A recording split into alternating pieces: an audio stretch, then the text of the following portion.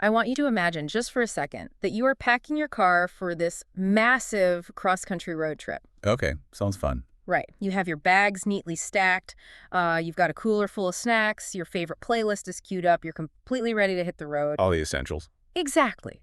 But when you walk out to your driveway, you realize there is this massive fundamental problem with your vehicle. The fuel tank on your car is so unimaginably huge that it takes up 90% of the car's entire volume. Oh, wow. Yeah. So you're left trying to squeeze yourself, your passengers, your cooler, and all your luggage into this tiny little 10% sliver of space that's just kind of left over in the front seat. I mean, it sounds completely absurd when you frame it like that. If a car company tried to sell you a vehicle with that design, you'd just laugh them off the lot. Exactly. But as we are exploring in today's deep dive, that is the frustrating, limiting reality of human space travel. It really is. We have essentially been stuck with that terrible design flaw for decades, but we are pulling from a really fascinating May 2026 article out of technoscience.net today. A great piece. It details a major announcement from NASA. We are looking at a groundbreaking new engine technology that just successfully passed laboratory testing. Which is huge news. It is. And the mission of this deep dive is to understand how this new tech could finally shrink that giant fuel tank. We're talking about getting 25 times more power than our current best systems and, actually unlocking crewed missions to Mars. It really is a profound shift in how we navigate the solar system. Because for the longest time, the types of engines we are discussing today, which are ion engines, have sounded to the general public like pure science fiction. Yeah, they feel like something that belongs on the Millennium Falcon, right? Exactly, or the Starship Enterprise, not in a serious NASA press briefing about actual Mars missions. But the tests we're unpacking today prove these engines are about to become the very real, very tangible workhorses of human spaceflight. Okay, let's unpack this.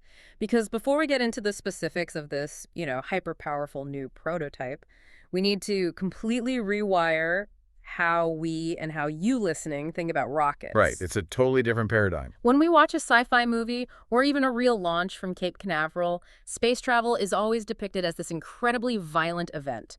It's a mountain of fire, billowing clouds of smoke, millions of pounds of thrust just violently shaking the launch pad. And to be fair, that violent explosion is absolutely necessary to escape Earth's deep gravity. Well, those are chemical rockets. The classic one. Yes, they work by taking a fuel, mixing it with an oxidizer, and violently burning it in a combustion chamber.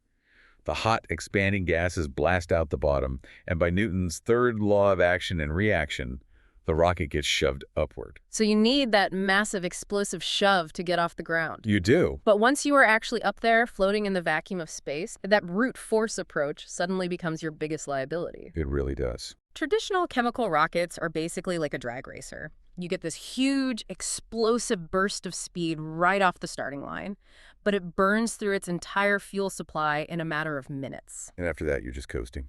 Right, they're just drifting in the dark. So to understand ion engines, we have to look at it completely differently. Imagine you are standing on a perfectly frictionless sheet of ice, and you start pushing a heavy car. That is the perfect way to visualize the environment of space, actually. At first, it is incredibly slow, like agonizingly slow. You are barely moving that car an inch. Right. But because there is absolutely zero friction and zero air resistance on that ice, every single second you keep pushing, the car goes a tiny bit faster. Exactly. If you just keep pushing gently but constantly, day after day, week after week, that gentle push accumulates into mind-bogglingly high speeds. That accumulation of speed is the core principle of an ion engine. They don't burn chemical fuel in a fiery combustion chamber. Instead, they use electrical power to manipulate atoms. They take a neutral gas, and they strip electrons away from its atoms. And when an atom loses an electron, it becomes positively charged. Exactly. We call that an ion. Hence the name. Right. So once you have these charged ions, you can use powerful electric and magnetic fields to accelerate them and shoot them out the back of the spacecraft at phenomenal speeds. So you're basically trading a short, violent chemical explosion for a long, continuous, gentle acceleration using electricity and magnets. Precisely. You are pushing that car on the ice. But the ultimate payoff for that patience is the sheer efficiency of the system. And this is the crazy part. It is. The source material highlights that these ion engines consume 90% less fuel than classical chemical thrusters. 90%? I mean, that's just wild. It fundamentally alters the economics and the logistics of deep space exploration. When you save 90% of your mass because you no longer have to carry giant, heavy tanks of liquid hydrogen and oxygen. You get to replace all that dead weight with things that actually matter for the mission. Exactly. You can pack heavier science equipment, radiation shielding, more robust habitats, and eventually, humans. The fuel tank is no longer eating up the entire spacecraft. Now, I know ion engines themselves aren't a brand new invention. We've actually been using this concept in some form for a while now, haven't we? We have, yeah. The theoretical concept dates back to the 1960s, but the technology really proved its worth beyond Earth orbit in 1998 with NASA's Deep Space One mission. Okay, so late 90s. Right. And since then, ion propulsion has been the quiet, reliable achiever of the outer solar system. It powered the Dawn mission, right, to the dwarf planet Ceres and Vesta. Yes. And it powered the Japanese Hayabusa 2 mission that successfully returned samples from an asteroid. It was used on the DART asteroid redirection test, the Smart 1 lunar mission, and the Bepi-Colombo probe currently heading to Mercury.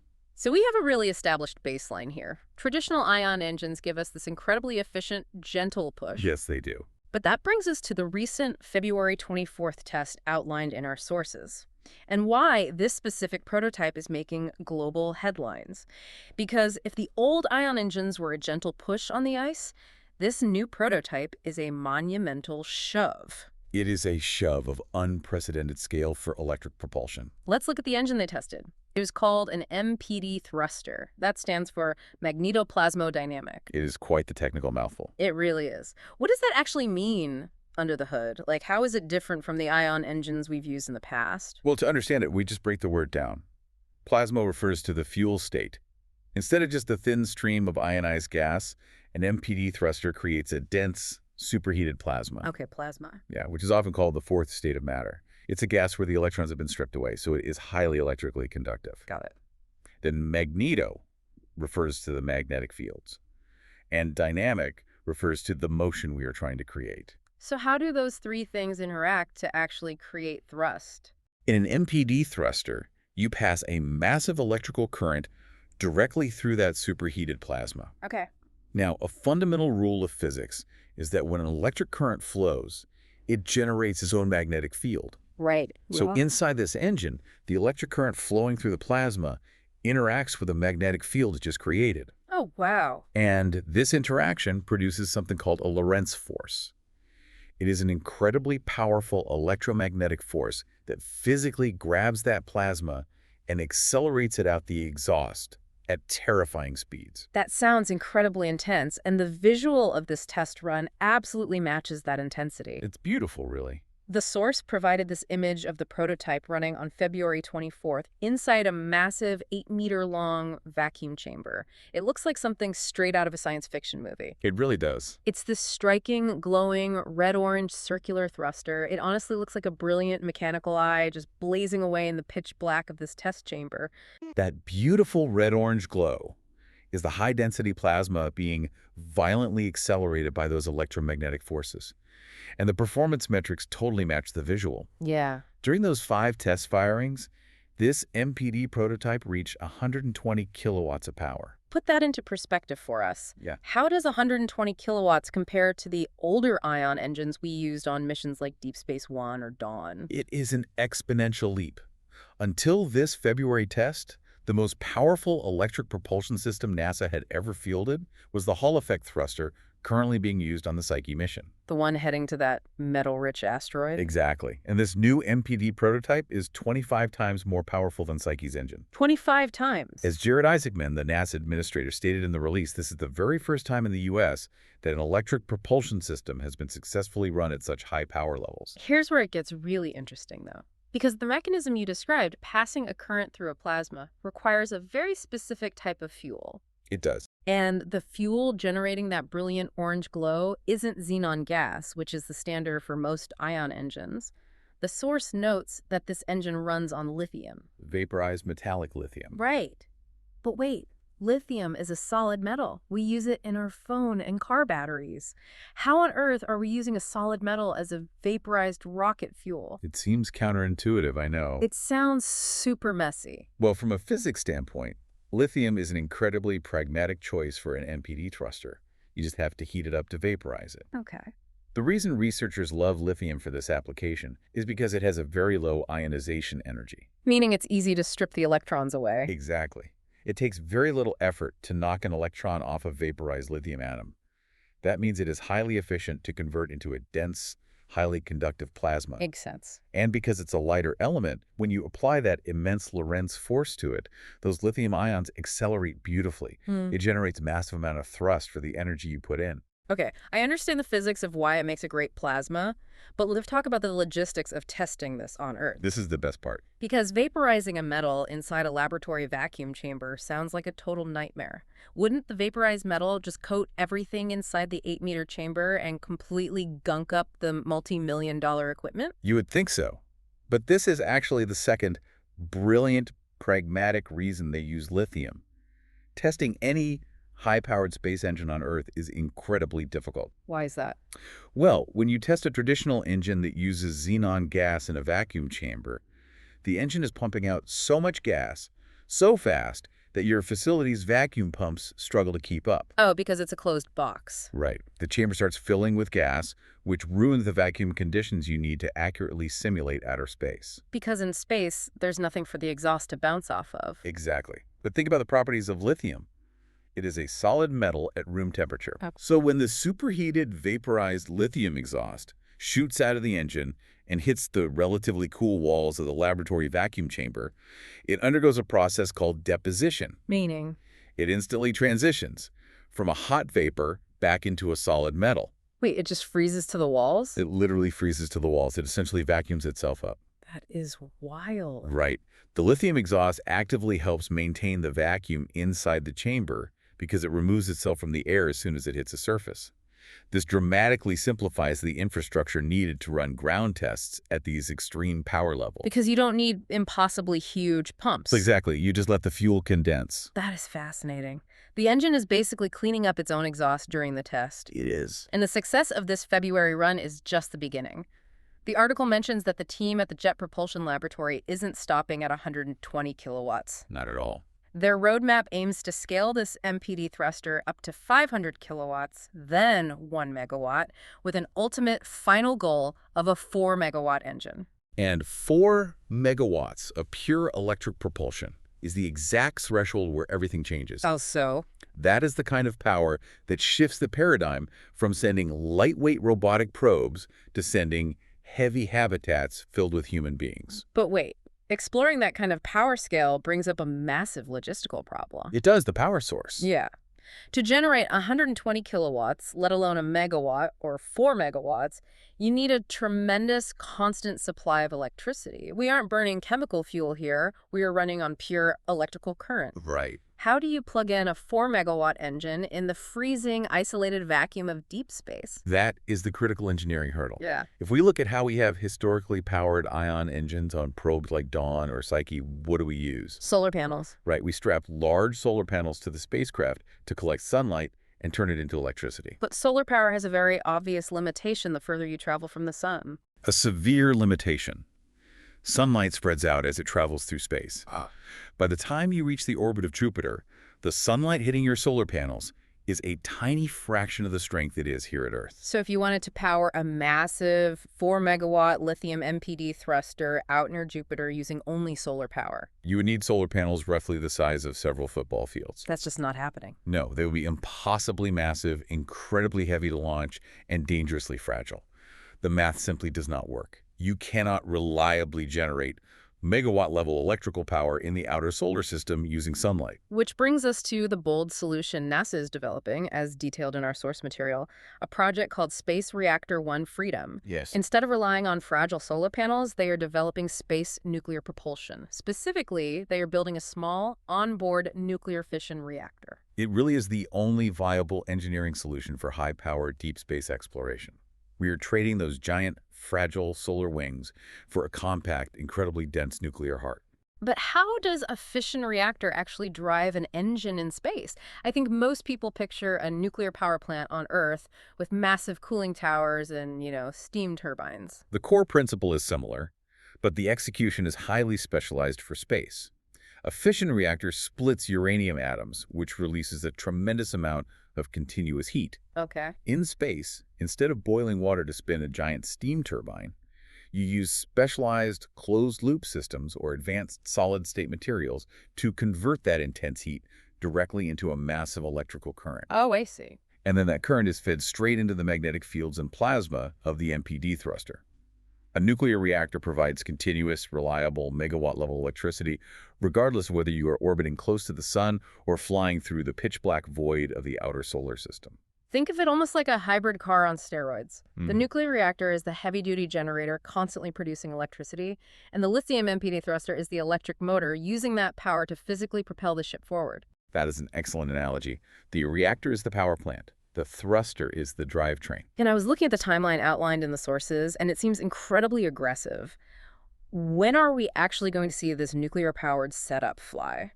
The article states that Space Reactor 1 Freedom is scheduled to launch in late 2028. It is an incredibly fast development cycle. That is practically tomorrow in aerospace terms. It is.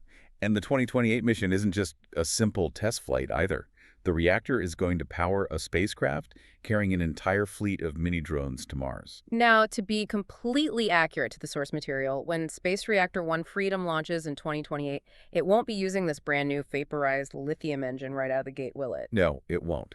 The 2028 mission will pair the new nuclear reactor with a more traditional, classic, xenon-based ion engine. Just to play it safe. Exactly. In aerospace engineering, you try to only test one radical new variable at a time. The goal of the 2028 launch is to validate that the nuclear fission reactor operates safely and reliably in the vacuum of space. But the ultimate goal, the holy grail the JPL team is working toward, is eventually marrying that proven nuclear reactor with these new hyper-powerful lithium MPD thrusters. And if we connect this to the bigger picture of human exploration, that specific pairing is why everyone in the aerospace industry is paying so much attention to this. Because it changes the game for Mars. Yes. Why go through the extreme engineering challenges of building nuclear reactors for space and managing vaporized metallic lithium? It's because of the incredible synergy between the two technologies. Let's explore that synergy. How does pairing those two things actually change a mission to Mars? Well, when you have a chemical rocket, a trip to Mars takes roughly 7 to 9 months, depending on planetary alignment. Right. And as we discussed with the drag racer analogy, you are just coasting through the dark for almost that entire time. Just drifting. But when you pair a continuous, high-output nuclear reactor with an engine that is 25 times more powerful than previous electric thrusters, you aren't coasting. You've got constant power. Right. The reactor provides constant power, so the lithium engine provides constant thrust. You accelerate continuously for the first half of the journey, flipping the ship around at the halfway point and continuously decelerating for the second half. So you are actively driving the whole way. Exactly. And that active driving drastically cuts down the travel time. Which is huge for the crew. It's vital. A shorter travel time means the crew is exposed to significantly less deep space cosmic radiation. And less time in zero gravity. Right, which mitigates muscle atrophy and bone density loss. Plus, it means you have to pack fewer supplies. You are fundamentally transforming a mission to Mars from a multi-year, grueling survival endurance test into a manageable, routine voyage. So if you are wondering what all of this actually means for you and why a glowing red-orange piece of metal in a laboratory matters, it means that right now, in your lifetime, the fundamental speed limit of how humanity moves through our solar system is actively being rewritten. It really is. The timeline for humanity becoming a true interplanetary species, something science fiction has talked about for a century, is shrinking right before our eyes because of successful tests exactly like the one that happened on February 24th. We are truly witnessing a pivot point in history. The era of chemical rockets isn't ending, of course. Right. We'll always need that violent, explosive shove to escape Earth's gravity. Sure. But the era of deep space, belonging exclusively to chemical propulsion, is over. To summarize this incredible technological leap we've explored today, We are moving away from deep space rockets, where 90% of the vehicle's weight is just wasted chemical fuel. Yes. Instead, we are harnessing the physics of vaporized, highly conductive lithium plasma to increase our electrical propulsion power by 25 times. And to keep that beast fed with the massive amounts of electricity it demands, we are pairing it with compact nuclear fission reactors to confidently conquer the dark stretches of deep space. It is a remarkable convergence of physics and engineering. And looking at the roadmap the JPL team laid out, it leaves me with one highly compelling thought. Oh, yeah? What's that? Well, they noted that their ultimate goal is to eventually cluster multiple 4-megawatt lithium engines together to push heavy human habitats to Mars. Right. But if we successfully deploy a continuous nuclear power plant in space, paired with an engine cluster that requires 90% less fuel, and we master that incredible synergy just to make the jump to Mars, Yeah. where else in the deep, dark, sunless outer solar system could that exact same ship take us next? Wow. Now that is something to think about.